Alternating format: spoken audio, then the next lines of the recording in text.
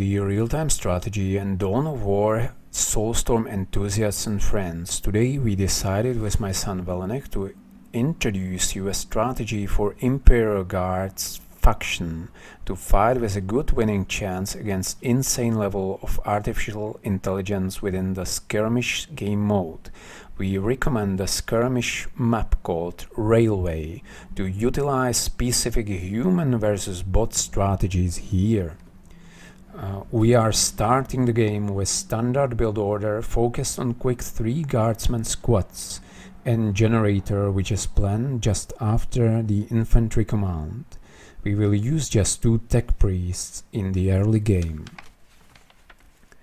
The map is very specific because you can rely just on 2 strategic points and 1 relic for requisition economy, plus risky income of +6 requisition without possible listening post upgrade on the critical locations.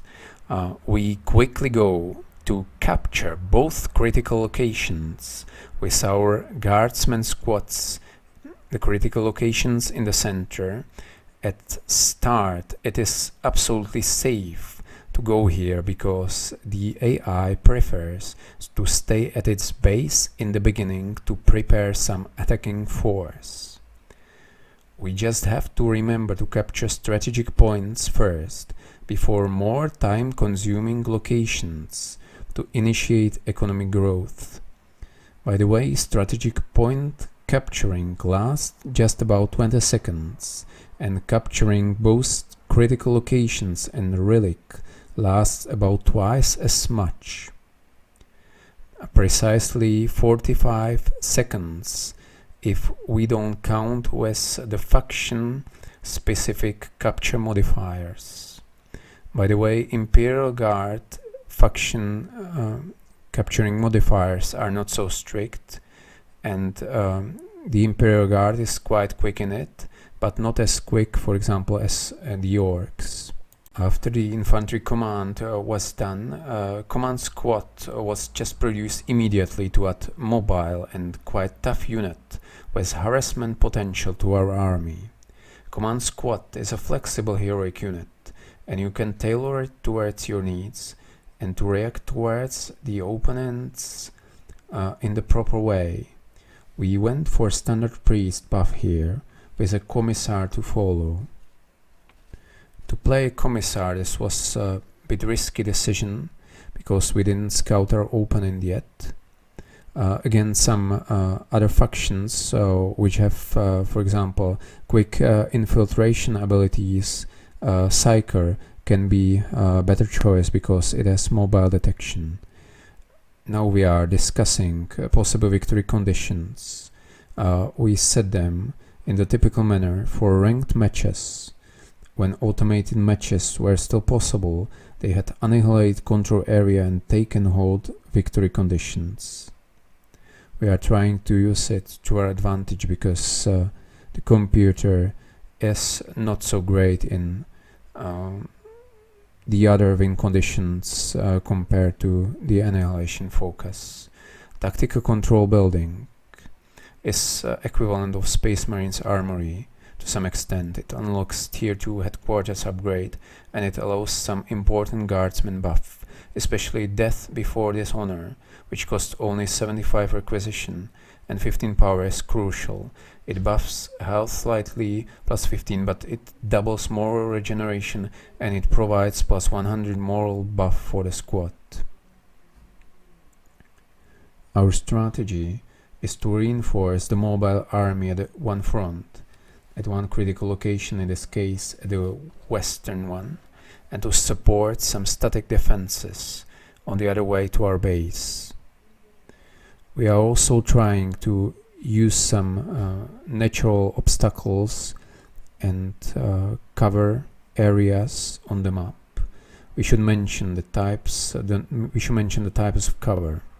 Heavy cover looks usually like a deep crater, and it provides 50% damage reduction for an infantry unit, plus a huge 200% moral regeneration buff Vehicles are also covered here. They receive 25% damage reduction. In the light cover, which looks usually like shallow crater or edge of the jungle, vehicles are not protected, most probably because they are too large to benefit, but infantry still gets 25% damage reduction and 150% more regeneration. Negative cover also exists, usually in the form of water. On this map, I was hoping my main army can use light cover, at least in the crater to the west of the critical location, but the usual graphics of blue and white icons over the covered units didn't pop up, so I am not sure whether this specific crater provides cover at all. Tactical control unlocks the sergeant production. Sergeants are a useful addition to raise health and morale of the squad, but the global tactica Tier 1 upgrades should be prioritized. Death before dishonor and battle armor buffs cost just 175 requisition and 75 power together and upgrade all guardsmen squads. Anyway, sergeants are also useful. They add plus 35 health for every squad member and plus 50 morale for the squad. These buffs are a bit weaker than mentioned global tactica upgrades, so we usually add sergeants later. We saw enemy mass moving towards our eastern critical location, so we decided to play safely and to support main base even with our mobile main force. One squad of guardsmen at the eastern critical location cannot hold the enemy push and must retreat towards the bunkers in the base. Tech priest engineers are also capable defenders because they can seize the bunker guns in similar fashion as regular troops. It is funny one tech priest is able to fulfill this role same well as the full guardsman squad. With regards to bunkers, players should mainly realize there are 3 firing slots per production building, which provide different weapons: las guns, plasma guns and heavy bolters. It is also worth mentioning that the combat efficiency of these stationary guns is not the same as the efficiency of similar weapons in their portable field version. Especially the las guns are much stronger than las guns used by guardsmen in the field, and they cause high damage even against heavy infantry and against air units and low vehicle armor class. When the enemy runs back with his army, we can safely unload our bunkers and try to capture eastern critical locations again. I also decided to build one more infantry command to provide stronger bunker cover at the eastern base entrance with another laser gun firing spot. It seems the opponent plays this game a bit shy and overly defensive. I will still state it at the end of the game. Even here I can express already my opinion that Imperial Guard Insane AI is not the strongest in between other insane AIs. But in team games it can be decent. Yesterday I tried it against 3 random insane AI with another Imperial Guards allies, and we were able to win this game after some heavy pressure against my position. Dancing near the eastern critical location seems useful in general because we can buy some time this way. When we have more resources, we should invest some of them back to economy to improve our mining rate if possible. Global Tier 2 requisition power upgrades and listening post generators are usually a top priority, but here we have to prioritize holding ground near the critical locations primarily, and we don't want to be surprised by a quick technology switch into vehicles, so we are taking ourselves. There is not much space in the narrow corridors on this map. We will place our mechanized command anyway, and we also need to train commissars to execute unworthy squad members to provide us with about twice as large DPS for 10 seconds for the whole squad, plus restoring morale fully, plus making the squad for the 10 seconds long interval immune to morale damage. On packed defensive spots with more guardsmen squads with commissars attached standing near to each other, we can really overwhelm our enemies trying to reach us with a dense barrier of grenades and lasers. We re-established critical locations control and we spend resources to boost our defending forces. Up to 3 attachable commissars can be made from the battle command, tier 2 upgraded field command. If the battle command researches Ministrorum temple, 3 attachable priests can be made also, with addition to the priests already being members of the command squad, which are not included in this limit. Also 3 psychers can be produced if the telepathic temple is added. They are especially viable if the enemy focuses on ranged vehicles because of their Curse of the Machine Spirit ability. Sentinel Depot upgrade of the mechanized command can be seen like a safeguard against enemy technological surprises. Sentinels specialize themselves in fighting enemy vehicles, even though they are not stellar against vehicle high armor type. Anyway, their quite low price, speed and decapping skills make up for this.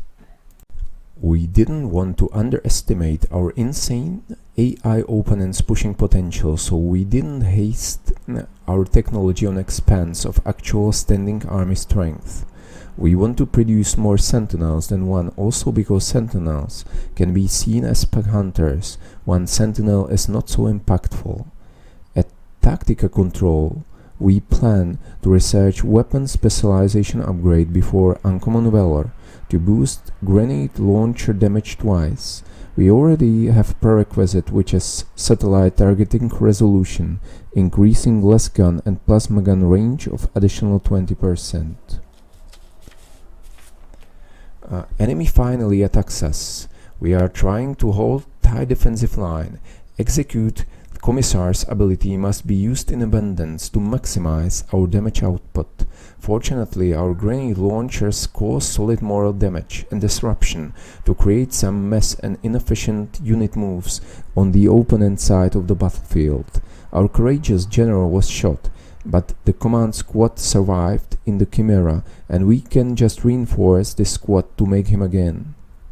Weapon specialization upgrade just finishes amidst the battle to support our mainly grenade launchers equipped troops. The enemy infantry mass is numerous. Our defense can do even much better with basilisk artillery instead of against infantry quite useless sentinels. Enemy fire is strong, and we have to hide some units inside the Chimera. Anyway, time is working for us because we hold the critical locations.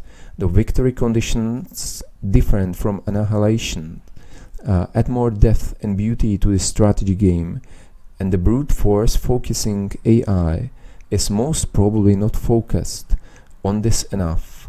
Our force on the Western Front is more durable anyway because it consists of combined infantry and vehicle army.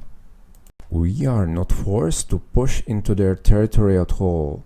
The unpleasant obligation to push is on them now, and the clock is ticking. I believe this game demonstrates insane AI weaknesses quite well. I played this map against insane Space Marines also. They were stronger in their push against my Imperial Guard army, but they didn't recapture the critical locations, even though they gained ground at one way towards my base, and they were over-occupied with destroying our defensive buildings, indolent to the fact that taken hold victory is still valid victory condition. I am convinced that this map called Railway gives a human player good chances to get victory versus insane AI achievement, even though officially in this game achievement system doesn't exist. On the same time, it's fair to notice different AI insane factions don't feel at similar strength level. AI Imperial Guard seems weaker than many. If you are Imperial Guard player and you want to defeat insane AI fair and square on some former ranked matchmaking map like for example Blood River. I strongly recommend you to play against insane Dark Eldar. I don't know exact reason, but this AI faction seems weaker and cannot even withstand frontal 1.5 tier infantry push. Just don't forget Psyker in your command squad early for mobile detection. If you learned something from this video or enjoyed it, your like and subscription is very appreciated. Anyway, have a great time and bye for now. Thank you for watching.